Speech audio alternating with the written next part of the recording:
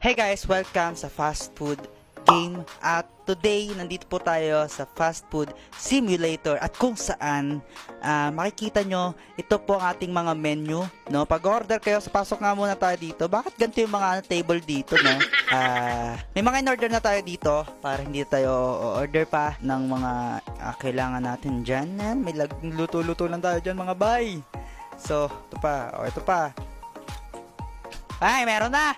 Nyo, pinakaunang customer natin dito sa Fast Food Simulator. So, ang gusto daw nito ay burger na solo at saka 3 patak ng ketchup.